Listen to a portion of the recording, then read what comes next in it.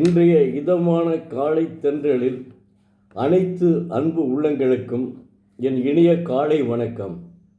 இன்று ஒரு குறள், அதிகாரம் 5, இல்வாழ்க்கை, குறள் எண் 44. பழியெஞ்சி பாத்தூன் உடைத்தாயின் வாழ்க்கை வழியெஞ்சல் எஞ்ஞான்றும் இல். தெய்வப்புலவர் திருவள்ளுவர் பிறருடைய பழிக்கு அஞ்சி பிறருக்கும் பகுத்து கொடுத்து வாழ்கின்ற இல்லறத்தானுடைய பரம்பரை என்றும் குறைவின்றி இருப்பதாகும் என்கிறார். இப்படி அதாவது பிறருக்கு பகுத்துண்டு வாழ்தல் அவருடைய அந்த இல்லறத்தானுடைய வாழ்க்கை பரம்பரை அவனுடைய பரம்பரையே செல்வம் குறையாது என்கிறார். எவ்வளோ அற்புதமாக சொல்லியிருக்கார் பாருங்க.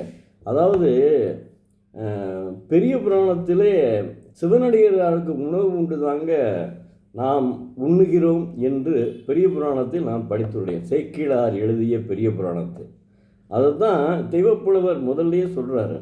அதாவது இல்லறத்தில் வாழும் தம்பதிகள் அன்புடையவர்களாகவும் பண்புடையவர்களாகவும் விருந்தோம்பல் உடையவர்களாகவும்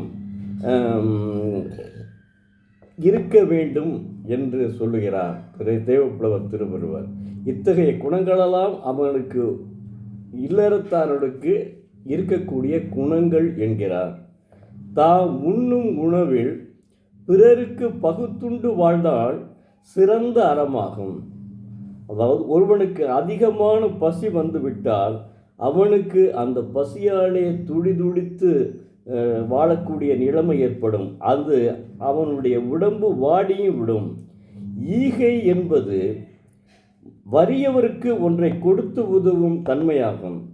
ஈகை இசைப்பட வாழ்தல், அது அல்லது ஊதியம் அல்லது உயிர்க்கு. தெய்வப்புலவர் அந்த ஈகைக்கு ஒரு குறளை சொல்லியிருக்காரு. அதனால் அப்படி செய்ய வேண்டும். அதாவது வறியவருக்கு ஒன்றை கொடுத்து உதவும் தன்மைதான் ஈகை. பெரிய புராணத்தில் சிவன் சொல்லிட்டேன் தான். அப்புறம் அறம் என்றே ஆக்கம் தேயும் என்கிறது நற்றிணை. குறள் 62. அறம் என்றே ஆக்கமும் தேயும் என்கிறது நற்றிணை. நற்றிணையை நீங்கள் படித்தால் மதுரையை பற்றி எல்லாமே நாம் தெரிந்து கொள்ளலாம். மதுரையினுடைய வளத்தை பற்றி சொல்லக்கூடிய ஒரே நூல் நற்றிணை தான். அதற்கடுத்து மதுரை வாழ் மக்கள் ஈழக்கூறுதான் அமைந்துள்ளது. மதுரை காஞ்சியும் மதுரையினுடைய இயல்புகளைத்தான் அப்படியே சொல்கிறது. சமீபத்திலே ஒரு 6 மாதத்தும் 1 வருஷம் இருக்குன்னு நினைக்கிறேன், அவர் நம்மளுடைய பட்டிமன்ற புகழ் சாலமன் பாப்பையா அவர்கள் அதற்கு உரை எழுதியுள்ளார்கள். மதுரை காஞ்சிக்கு நான் போய் வாங்கியிருக்கேங்க அந்த புத்தக வெளியீட்டு விழாவில்.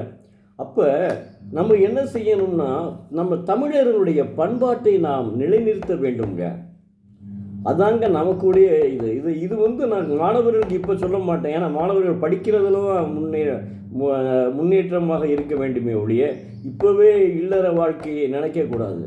அதனால தான் சொல்கிறேன், நம்ம சம வயது உடையவர்கள் பகுத்துண்டு பள்ளியூர் ஓம்புதல் வேண்டும். அதனைத்தான் இல்லற வாழ்க்கையிலே தெய்வப்புலவர் விருந்தோம்பல் என்ற ஒரு அதிகாரத்திலே சில இதுகளை சொல்கிறார். அதாவதுக்கு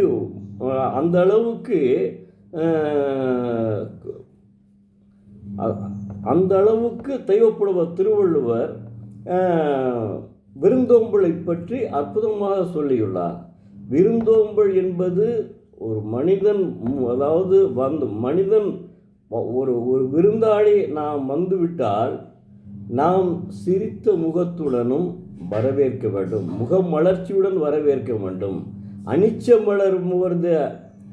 மலர் போன்று நம்முடைய முகம் வாடிவிடக்கூடாது. அப்படி அனிச்ச மலரை நுகர்ந்து பார்த்தால் அது முகம் வாடிவிடும், அந்த பூவே வாடிவிடும். அது மாதிரி நாம் இருக்கக்கூடாது என்கிறார். அனிச்ச மலரைத்தான் உதாரணம் காட்டுகிறார். அதனால் மனிதனாக மாற்றி மனிதனினுடைய இயல்புகளை மனித தன்மையிலிருந்து புனித தன்மைக்கு கொண்டு போகும் ஒரே நூல் தெய்வப்புலவர் திருவள்ளுவர் எழுதிய திருக்குறள் தான்.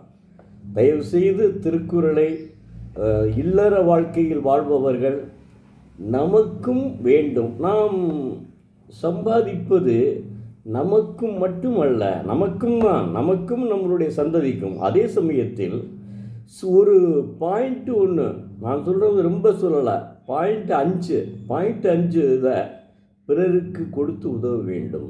இல்லாதவர்களுக்கு எல்லாத்தையும் கொடுத்துட்டா அவன் எல்லாத்துட்டையுமே பிச்சை எடுக்க ஆரம்பிச்சிருவான். இல்லாதவர்களுக்கு, இறந்து வாழ்பவர்களுக்கு, இறந்து வாழ்பவர்களுக்கு கொடுத்து உதவும் பண்பு இருக்க வேண்டும். இதனைத்தான் தெய்வப்புலவர் வலியுறுத்துகிறார். நன்றி, வணக்கம். நாளை மீண்டும் ஒரு குறளை பார்ப்போம்.